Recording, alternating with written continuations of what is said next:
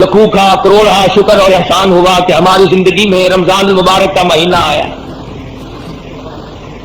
مبارک ہو ہر اس مسلمان کو جو رمضان المبارک کا دل سے استقبال کرتا ہے، احترام کرتا ہے، ادب کرتا ہے، اس کے روزے کا خیال کرتا ہے، تراویح کا دھیان رکھتا ہے۔ مبارک ہے اس آدمی کے لیے رمضان المبارک کی ایک ایک گھڑی جو اللہ کے اور نبی کے فرمان کے مطابق اپنی زندگی کو بسر کر رہا ہے۔ خوش قسمت ہے وہ لوگ جن کی زندگی میں بار بار رمضان المبارک کا مہینہ آیا اور انہوں نے مکمل احترام و ادب کے ساتھ نبھایا۔ حدیث پاک میں آتا ہے، فرمایا مدنی کریم صلی اللہ تعالی علیہ وسلم نے، اور لوگوں کتنا خوش نصیب ہے وہ آدمی جس کی زندگی میں رمضان کا مہینہ آ جائے اور پروردگار عالم اس کے 11 مہینے کے گناہوں کو معاف فرما دے۔ ارشاد فرمایا مدنی کریم صلی اللہ تعالی علیہ وسلم نے، او لوگوں رمضان المبارک کی ایک ایک گھڑی، ایک ایک ساتھ، ایک ایک منٹ، ایک ایک سیکنڈ کی قدردانی کرو، یہ تمہارے لیے بہت بڑا عظمتوں والا مہینہ ہے، اللہ کی رضا کا سبب بنتا ہے، قرب خدا بندی کا سبب بنتا ہے۔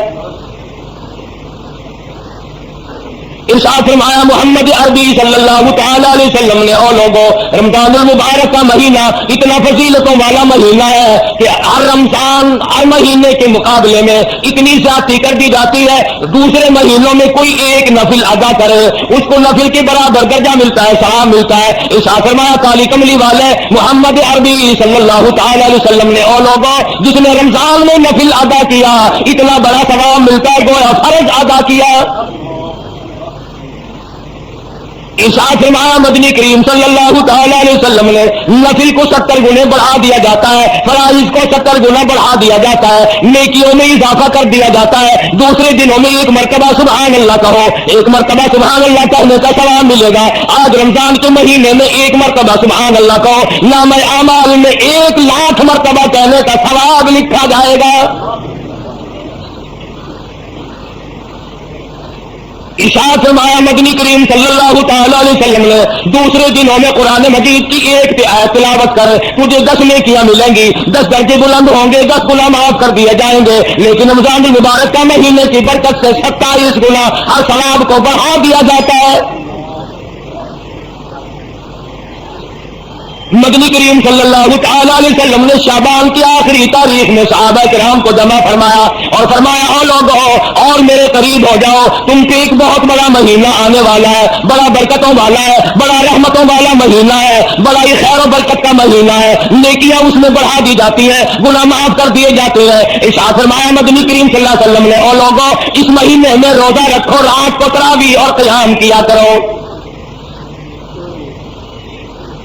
پہلی امتوں میں کسی پہ 6 مہینے کے روزے تھے، کسی پہ 4 مہینے کے روزے فرض تھے، کسی پہ 2 مہینے کے روزے فرض تھے۔ اللہ پاک نے محمد عربی صلی اللہ علیہ وسلم کی امت پر سال میں 1 مہینے کے روزوں کو مقرر فرمایا، اور قدردان کے لیے کوئی تکلیف نہیں۔ اللہ پاک جل شانہ نے فرمایا، اور لوگوں تم پہ رمضان المبارک کے روزے فرض کیے گئے، ہر عاقل بالغ مرد عورت پر، بادشاہ ہو، وزیر ہو، سفیر ہو، امیر ہو، غریب ہو، فقیر ہو، مرد ہو، عورت ہو، بوڑھا ہو، جوان ہو، روزے فرض ہے۔ اللہ کے حبیب حضرت محمد کریم صلی اللہ تعالی علیہ وسلم نے ارشاد فرمایا، جو آدمی جان بوجھ کر آمدن روزہ نہیں رکھتا، بغیر کسی بیماری کے، بغیر کسی وجہ کے، بغیر کسی عذر کے، یعنی عورتوں والا عذر بھی کوئی نہیں، بیماری بھی سخت کوئی نہیں، یوں ہی روزہ چھوڑ دیتا، روزہ نہیں رکھتا، ارشاد فرمایا مدنی کریم صلی اللہ علیہ وسلم نے، فلیس منا، جس نے مسلسل روزوں کو قضا کر دیا وہ میرا نہیں، میں اس کا نہیں، میری امت سے خارج ہے۔ ارشاد فرمایا مدنی کریم صلی اللہ تعالی علیہ وسلم نے، لوگوں قدر کرو، پچھلے سال بے شمار لوگ زمین پہ تھے، کھا رہے تھے، پی رہے تھے، کما رہے تھے، دن دنا رہے تھے، گانے بجانے میں مصروف تھے، طرح طرح کی عیش و عشرت میں مصروف تھے، کسی نہ کسی بہانے سے موت آ گئی، آج جا کے دیکھو قبروں میں پڑے ہوئے آنکھیں بھر رہے ہیں۔ علماء کرام نے لکھا ہے، ادھر رمضان مبارک کا چاند نظر آتا ہے، ادھر عذاب قبر اٹھا لیا جاتا ہے۔ قبروں میں عذاب جھیلنے والے مردے عرض کرتے ہیں الہی کیا ہوا، کیا تیری کریمی اور مہربانی ہو گئی؟ ایک عرصے کے بعد یہ چین کا ساتھ ملا، یہ سکون ملا، کیا ہوا؟ جواب ملے گا رمضان کا مبارک مہینہ آ گیا۔ قبروں میں لیٹنے والے مردوں کو پتہ چل جاتا رمضان کا، بادے بادے نوجوانوں کو، بادے بادے دکانداروں ذمہ داروں کو، زندوں کو پتہ نہیں چلتا۔ عیسیٰ فرمایا مدنی کریم صلی اللہ علیہ وسلم نے جو آدمی روزہ رکھتا ہے، دریاؤں کی مچھلیاں اس کے لیے بخشش کی دعائیں کرتی ہیں، گھونسلوں میں پرندے اس کے لیے بخشش کی دعا کرتے ہیں، سوراخوں میں کیڑے مکوڑے روزہ رکھنے والے کے لیے مغفرت کی دعا کرتے ہیں۔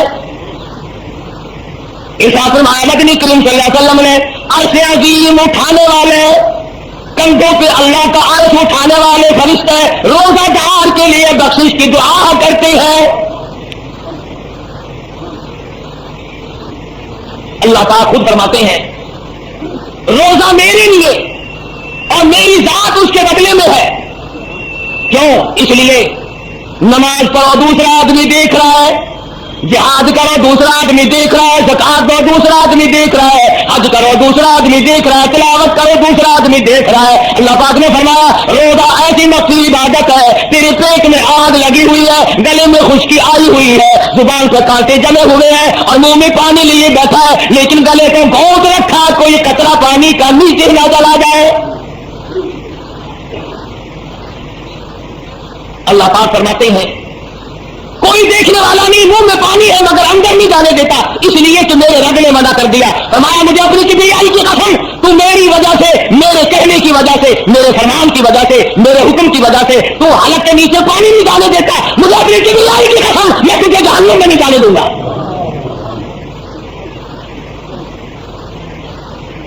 تو میرا بن تو صحیح۔ ایک اور سوال کرو، الہ العالمین تیرا قرب، تیری نزدیکی، تیرا پیار، تیری محبت بھوکا مرنے سے کیوں حاصل ہوئی؟ پیاسا مرنے سے کیوں حاصل ہوئی؟ کون سی تیرے خزانے میں کمی ہے پانی کی، کھانے کی؟ اگر روزدار دن بھر نہیں کھائے گا تو تجھے کیا فائدہ ہوگا؟ توجہ کرنا کہ نقطے کی بات عرض کرنے لگا ہوں۔ اللہ پاک جل شانہ فرماتے ہیں ہر یار کی یہ تمنا ہے کہ میرا یار میرے جیسا ہو، ہر دوست کی تمنا ہے کہ میرا دوست میرے جیسا ہو، ہر محب کی تمنا ہے کہ میرا محبوب میرے جیسا ہو۔ اللہ پاک فرماتے ہیں لوگوں میں کھاتا نہیں، میں پیتا نہیں، میں بیوی بچے نہیں رکھتا، میں چاہتا ہوں کچھ دیر تک تو بھی میرے والی نورانی عادات کو اپنا لے۔ خلق اللہ آدم علی صورتہ او کما قال نبی صلی اللہ تعالی علیہ وسلم۔ ارشاد فرمایا مدنی کریم صلی اللہ علیہ وسلم نے اللہ پاک نے آدمی کو اپنی صورت کے اوپر پیدا فرمایا، اور میرے بندے میں کھانے سے پاک ہوں، میں پینے سے پاک ہوں، میں بیوی بچوں سے پاک ہوں، تو بھی کچھ دیر کے لیے میرے والا مظہر، میرے والے حالات، میرے والی تجلیات، میرے والی نورانیت، اور میرے فرشتے نہیں کھاتے، میرے فرشتے نہیں پیتے، میرے فرشتے عورت نہیں رکھتے، سوتے نہیں، ان تمام چیزوں سے پاک ہے، اور میرے بندے تو بھی میرے فرشتوں کی طرح کچھ دیر کے لیے بن جا۔ ملکوتی طاقت تیرے اندر بھی آ جائے، وہ نورانیت آئے، وہ اخلاص آئے، وہ برکت آئے، وہ کریمی تیرے اندر پروردگار عالم کی چھا جائے کہ دوسرا تجھے دیکھے تو اس کو خدا یاد آ جائے۔ کیا بہانے بنائے ہیں پروردگار عالم نے، قربان جاؤں سبحان اللہ۔ فرمایا رمضان المبارک کے مہینے میں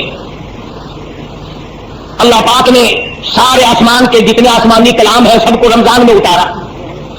ابراہیم علیہ السلام کو صحیفے رمضان میں ملے، موسیٰ علیہ السلام کو تورات رمضان میں ملی، داؤد علیہ السلام کو زبور رمضان میں ملی، عیسیٰ علیہ السلام کو انجیل رمضان المبارک میں ملی، اور اللہ پاک جل شانہ نے لوح محفوظ سے آسمانی دنیا پر اللہ پاک نے قرآن مجید کو رمضان المبارک میں نازل فرمایا۔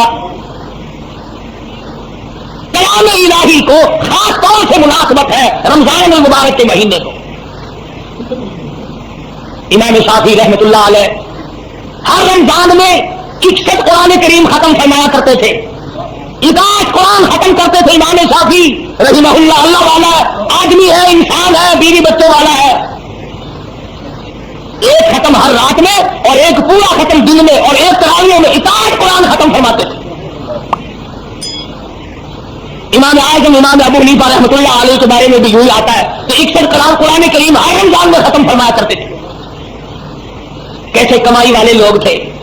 حضرت سفیان ثوری رحمۃ اللہ علیہ فرماتے ہیں میں ہر رمضان مبارک میں شب قدر کو دیکھتا ہوں, ساری زندگی میں کبھی شب قدر فوت نہیں ہوئی. کتنا عبادت کا مہینہ ہے, کلام الہی کو اس میں مناسبت ہے, نیکیوں کا ثواب بڑھ جاتا ہے, جزا بڑھ جاتی ہے, اجر عظیم آدمی کو عطا ہوتا ہے. اور سب سے بڑا خلوص ہے جو آدمی کے دل میں مانگزن ہوتا ہے اور کوشش کرتا ہے اس بات کی کہ مجھے پروردگار عالم کی رضا نصیب ہو جائے. دیکھو تو صحیح, کبھی اپنی رضا کا سبب قرآن کریم کو بنایا اور کبھی اپنی رضا کا سبب پانی کے گھونٹ کو بنا لیا.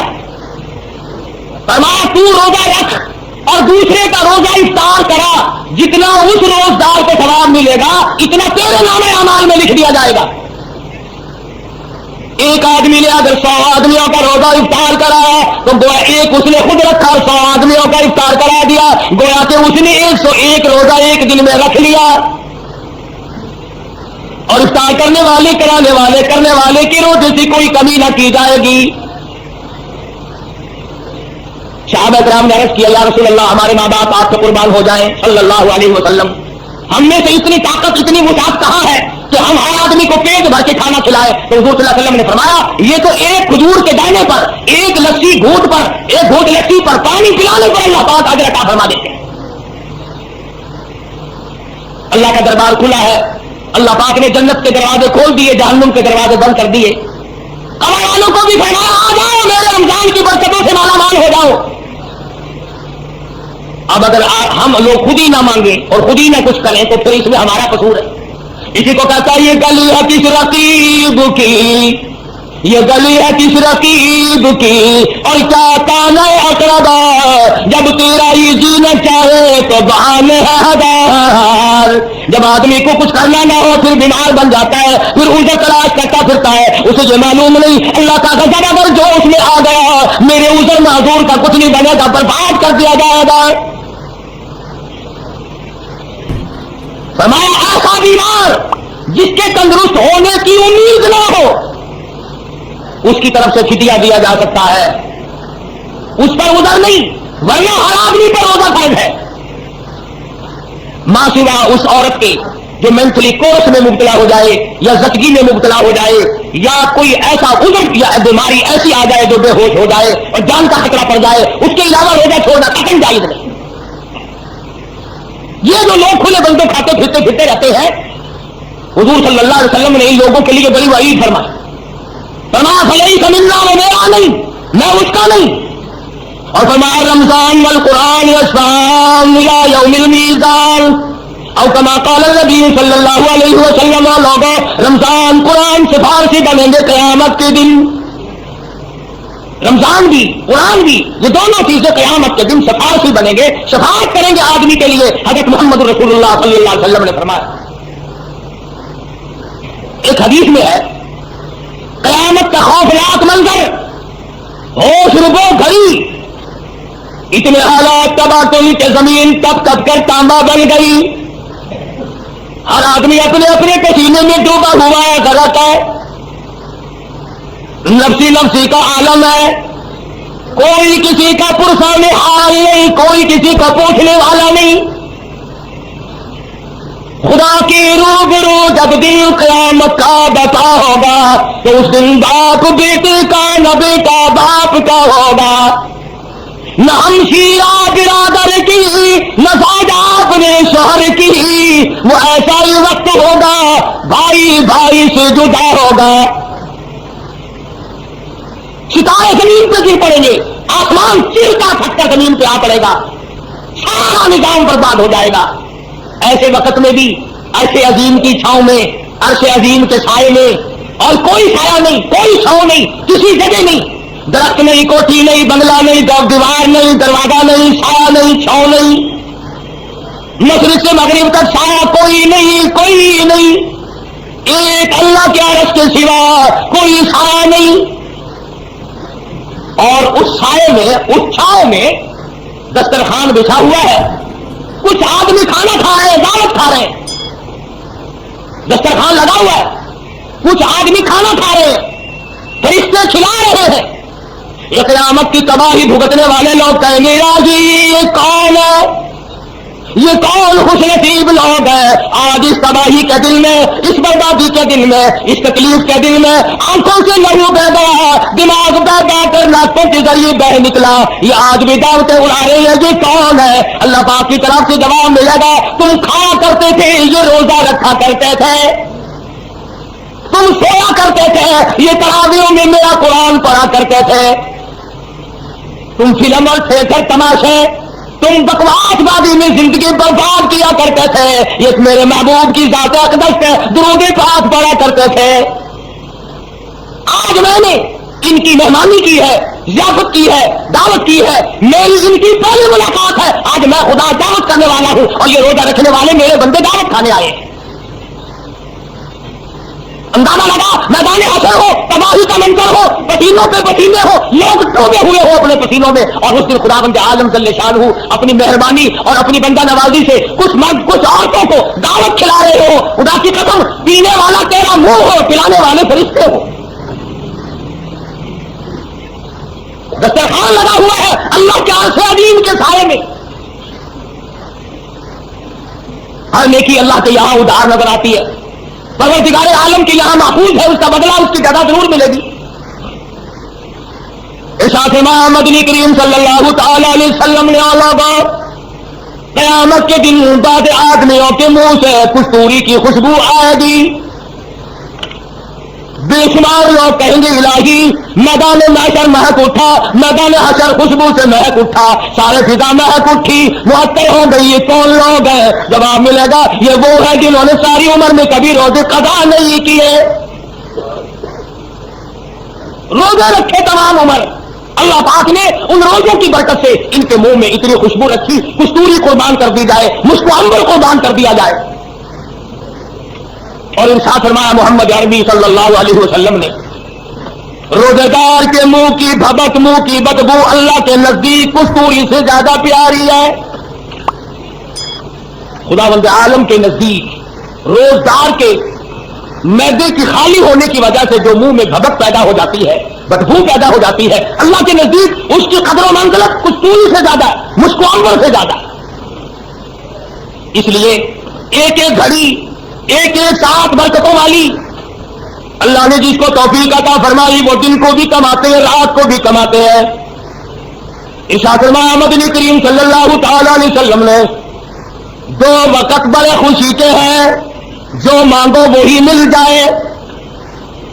عند افطاری, روزے دار کو دو وقت ایسے دیتا ہوں جو دعا کرے وہی ملے.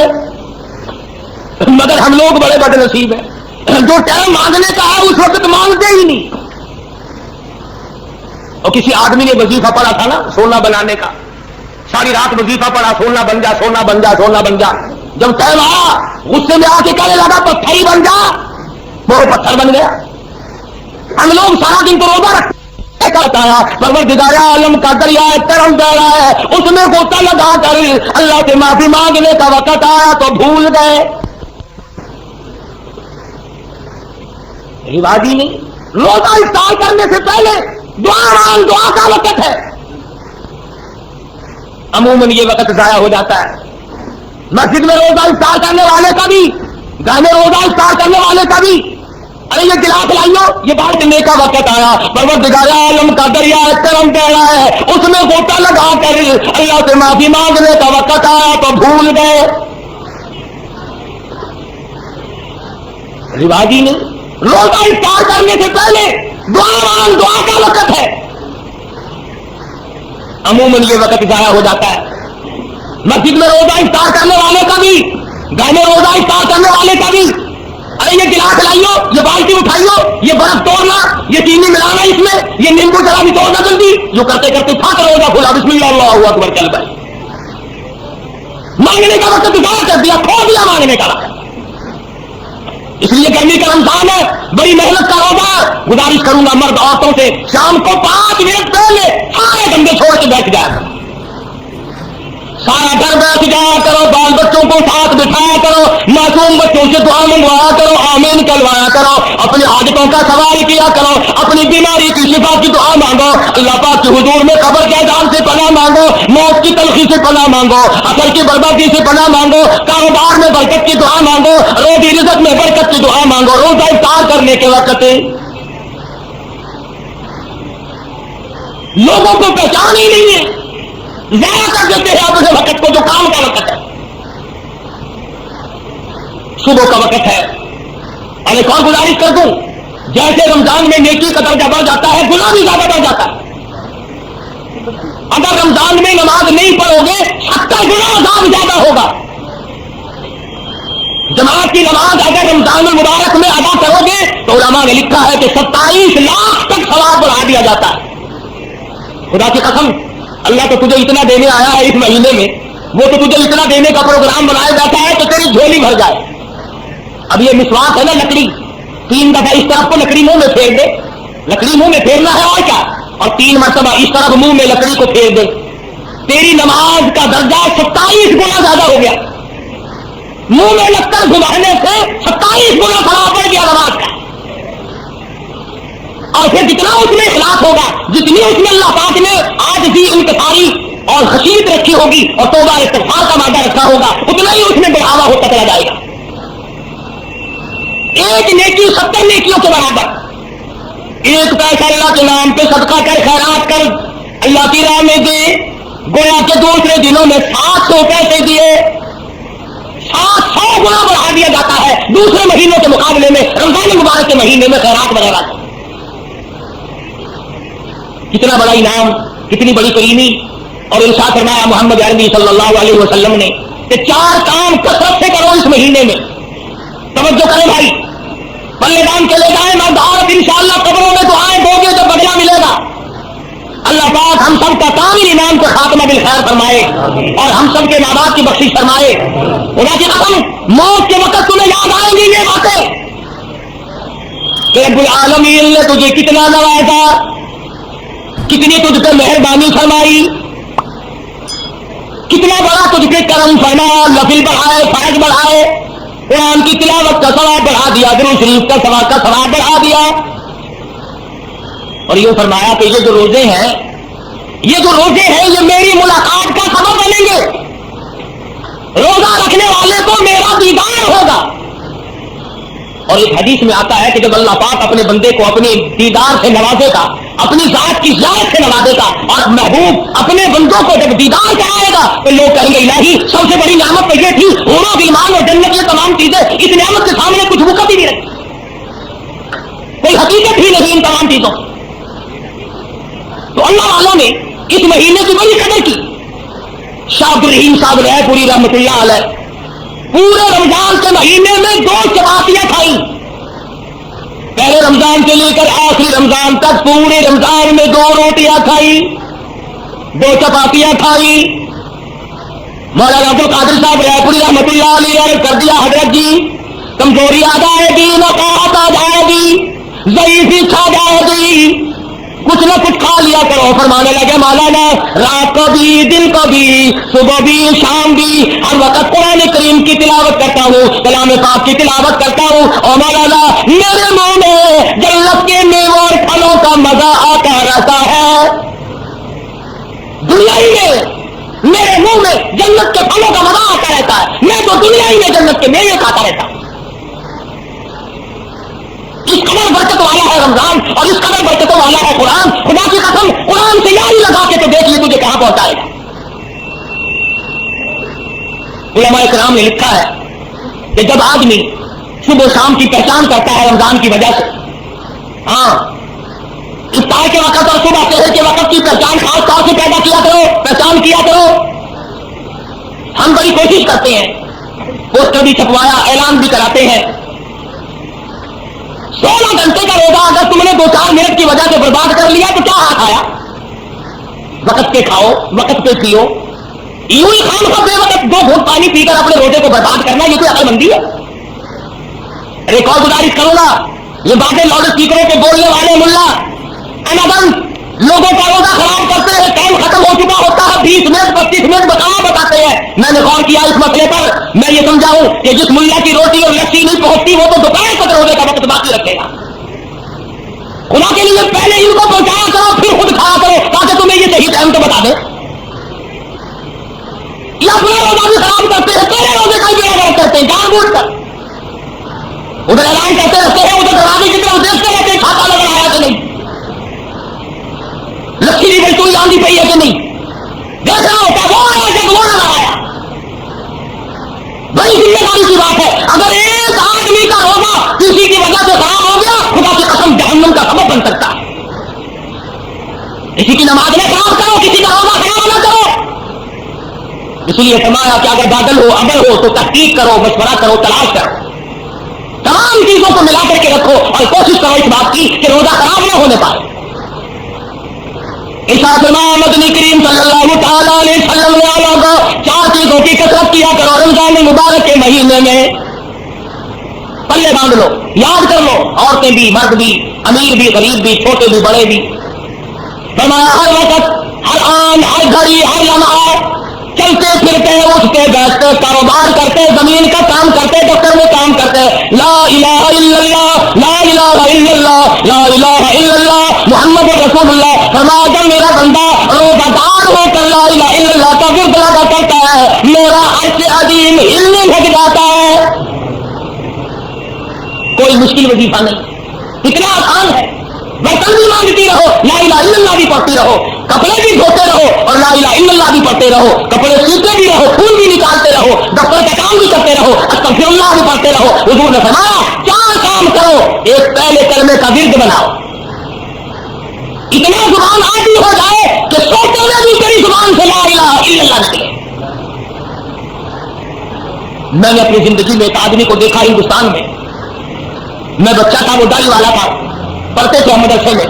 آپ یقین کریں گے میں مسجد میں بیٹھا ہوں بابو, ساری رات بالکل سویا کرتا تھا اور اس کے منہ سے پورا درود شریف ہر وقت نکلتا رہتا تھا. سویا ہوا نہیں, ہمارے ساتھ وہ طالب علم کم سے کم 1 سال پڑھتا رہا, بالکل سویا ہوا اور درود شریف پورا مکمل زبان سے جاری ہو رہا ہے. تو لا الہ الا اللہ کا عادی بن, لا الہ الا اللہ کا اپنے آپ کو عادی بنا, زبان کو عادی بنا. اور اس کا ترجمہ بھی یاد کیا کہ لا الہ الا اللہ, عادت روا کوئی نہیں, مشکل کشا کوئی نہیں, بگڑی بنانے والا کوئی نہیں, بیماری دینے والا کوئی نہیں, بیماری دے کر دور کرنے والا کوئی نہیں, پتر اولاد دینے والا کوئی نہیں, دے کر لے لینے والا اس کے سوا کوئی نہیں, اجاڑ کر بسا دینے والا کوئی نہیں, بسوں کو اجاڑ دینے والا کوئی نہیں, آباد بنگلوں کو برباد کر دینے والا لا الہ الا اللہ اس کے سوا کوئی نہیں. ترجمہ یاد کیا کرو, دل میں بتا لو اس بات کو, اللہ کے سوا ایک سانس کا کوئی مالک نہیں. اللہ پاک نے یہ سانس گن کر یاد رکھے, جب وہ پورے ہو جائیں گے پوری دنیا کی طاقت اور پوری دنیا کا سونا چاندی ہیرے جواہرات پوری فوج مل کر کسی کا ایک سانس نہیں بڑھا سکتے. اس لیے لا الہ الا اللہ محمد رسول اللہ صلی اللہ علیہ وسلم, اللہ کے سوا معبود کوئی نہیں, اور محمد عربی سب کا صلی اللہ علیہ وسلم کے سوا ہمارا محبوب نبی اور پیغمبر کوئی نہیں. خدا اپنی خدائی میں وحدہ لا شریک ہے, مصطفیٰ کریم اپنی مصطفائی میں وحدہ لا شریک ہے. خدا کے بعد خدا کوئی نہیں, مصطفیٰ کے بعد نبی کوئی نہیں. جو خدا کے بعد کسی قبر کی مٹی کو, کسی درخت کے پتے کو, کسی چشمے کے پانی کو عادت روا مانتا ہے, وہ بھی لا الہ الا اللہ کو نہیں مانتا. اور جو ہمارے پیغمبر حضرت محمد رسول اللہ صلی اللہ علیہ وسلم کے بعد کسی کو نبی مانتا ہے, وہ بھی اس امت سے خارج ہے اور دار اسلام سے خارج ہے. کیوں؟ شرک فی توحید بھی حرام ہے, شرک فی نبوت بھی حرام ہے. ہم خدا کی خدائی میں کسی کو شریک نہیں مانتے, مصطفیٰ کریم کی مصطفائی میں کسی کو شریک نہیں مانتے. اللہ پاک نے اپنے محبوب کو دولتوں سے نوازا ہے. میں یوں کہوں خدا کی قسم, یہ رمضان کی گھڑیاں تجھے کالی کملی والے کے صدقے میں ملی ہے. اللہ کا قرآن ملا, نبی کا فرمان ملا, دین کی عظمت ملی, صحابہ کرام ملے, درود شریف ملا, کلمہ ملا. تو فرمایا لا الہ الا اللہ محمد رسول اللہ کی کثرت کیا کریں. استغفر اللہ ربی من کل ذنب واتوب الیہ, استغفر اللہ الذی لا الہ الا هو الحی القیوم واتوب الیہ. استغفار کی کثرت کیا کریں. حضرت حسن بصری رحمہ اللہ بڑے ولی ہیں, بڑے بزرگ ہیں, ان کی خدمت میں 7 قسم کے آدمی آئے. ایک آدمی نے کہا میری شادی نہیں ہو رہی، ایک آدمی نے کہا کاروبار نہیں ہے، ایک آدمی نے کہا میری ساتھ دشمنی ہے، ایک آدمی نے کہا میں بیمار ہوں. تو خواجہ حسن بصری رحمۃ اللہ علیہ نے سب کو فرمایا استغفر اللہ ربی من کل ذنب واتوب الیہ، یہ پڑھا کرو. ان میں سے کچھ لوگ کہنے لگے کہ مرض تو الگ الگ دوا ایک، جیسے آج کل مرض کتنے ہوتے ہیں 12 لاکھ سے 2 بوتلیں نہیں رکھتا، 28 نمبر 30 نمبر، جو بیماری ہوئی اسی میں کھلا دی، نکالو 20 روپے. تو کہا کہ ہے حسن بصری مرض مختلف ہے، عادتیں ضرورتیں الگ الگ ہیں اور دوا ایک فرمائی آپ نے کہ سبق تک بار پڑھو. خواجہ حسن بصری رحمۃ اللہ علیہ فرمانے لگے والا استغفار پڑھنے سے آدمی کے گناہ یوں جھڑتے ہیں جیسے سردی میں درخت کے پتے جھڑ جاتے ہیں. استغفار کرنے سے آدمی کے گناہ یوں جھڑتے ہیں جیسے درختوں کے پتے جھڑتے ہیں، اور جب گناہ معاف ہو جاتے ہیں مالک سے جو مانگے گا وہی مل جائے گا، جو مانگے گا وہی مل جائے گا، معبود سے جو مانگے گا جھولی پھیلا کر وہی مل جائے گا. اسی لیے کہتا ہے کہ خواجہ حسن بصری رحمۃ اللہ علیہ نے سب کو استغفار ایک دوا بتلائی، لا الہ الا اللہ محمد رسول اللہ اور استغفار، یہ 2 چیزیں حضور صلی اللہ علیہ وسلم نے فرمائی. اور تیسری چیز فرمائی جنت مانگا کرو، وہی طلب کرو رمضان میں، یا اللہ جنت عطا فرما، یا اللہ دوزخ سے بچا. یہ 2 دعائیں حضور نے فرمائی صلی اللہ علیہ وسلم، دونوں دعائیں مانگو، جنت کی طلب کرو، جہنم سے پناہ مانگو. ایک صحابی ہے حضور صلی اللہ علیہ وسلم کا، ساری رات عبادت کرتا ہے، صبح کو اٹھ کے کہتا ہے الہی میرا منہ اس قابل تو نہیں کہ جنت مانگوں، میرا منہ اس قابل تو نہیں کہ جنت الفردوس مانگوں، اتنی گزارش کرتا ہوں کہ جہنم کے عذاب سے مجھے بچا لینا. صحابی کہتا ہے یا اللہ جہنم کے دردناک عذاب سے بچا دے، تباہکاریوں سے بچا دے، وہاں کی مصیبتوں سے بچا دے اور جنت عطا فرما دے. صبح شام اٹھتے بیٹھتے یہ دعا مانگو، مرد اور چھوٹے بڑے امیر غریب حاکم و محکوم سب یہ دعا مانگو، جنت طلب کرو، دوزخ سے پناہ مانگو. قرآن مجید کی تلاوت کرو، زیادہ سے زیادہ تلاوت کرو. جتنے زیادہ قرآن کریم ختم کرو گے اتنے ہی زیادہ اجر بڑھ جائے گا. شاید اگلے سال تجھے رمضان آئے یا نہ آئے، پھر یہ دن ملے گا یا نہیں ملے گا، اگلا جمعہ آئے گا یا نہیں آئے گا، جو مانگنا ہو آج مانگ، جو کرنا وہ آج کا. اس لیے فرمایا شہر رمضان الذی انزل فیہ القرآن ہدی للناس وبینات من الہدی والفرقان. فرمایا کتنا برکتوں والا مہینہ جس مہینے میں اللہ پاک نے قرآن مجید جیسی برکت والی کتاب نازل فرمائی، محمد عربی صلی اللہ علیہ وسلم کو نوازا، اور حضور صلی اللہ علیہ وسلم نے پورے رمضان کے روزے خود رکھے، صحابہ کرام سے رکھوائے اور اس کی تاکید فرمائی اور اس کے آداب سمجھائے کہ دیکھنا گالے بتانے سے بچنا. بعض بد نصیب لوگ کہا کرتے ہیں کہ آؤ یار روزہ کاٹیں گے، تاش کھیلتے ہیں، روزہ کٹ جائے گا.